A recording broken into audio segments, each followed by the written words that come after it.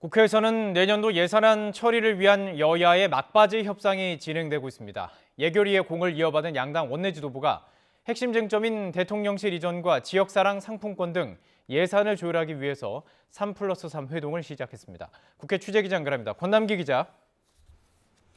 네, 국회입니다. 네, 여야가 내년도 예산안 처리를 위한 협의를 이어가고 있는데요. 자세한 내용 전해주시죠.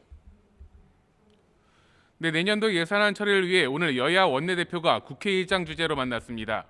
회동 뒤 국민의힘 주호영 원내대표는 이제까지 양당이 의견 접근을 보지 못한 부분에 대해 원내대표들이 직접 나서겠다고 밝혔습니다. 예산안 심의를 더 촉진하기 위해서 지금까지 정책위 의장과 예결위 간사 2+2가 만났는데 의견 접근을 보지 못한 부분에 관해서 양당 원내대표들이 그 의견을 듣는 시간을 가지도록 그래 했습니다.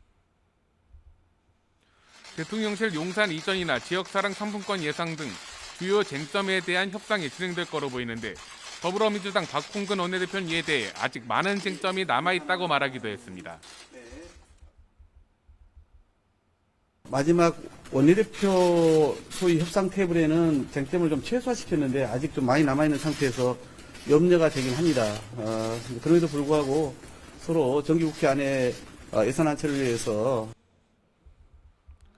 여야 원내대표는 이후 오후 5시쯤부터 각 당 정책위의장과 예결위 간사 등이 참여하는 이른바 3+3 협의를 시작했습니다.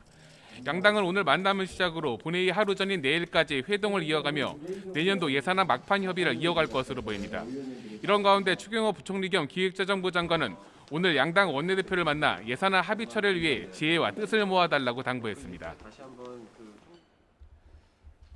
네, 오늘 국회에서는 서민들의 금리 부담을 줄이기 위한 당정 협의도 진행이 됐죠.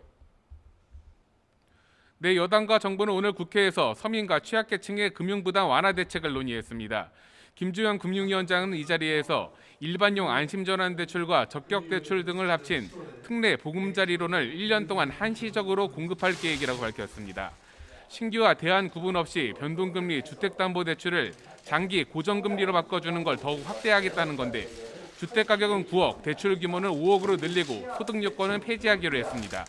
오늘 당정협의회에선 이와 함께 5대 시중은행 등 은행권 대출에 대한 취약계층의 중도 상환 수수료를 한시적으로 면제하는 방안 등이 논의됐습니다. 지금까지 국회에서 전해드렸습니다.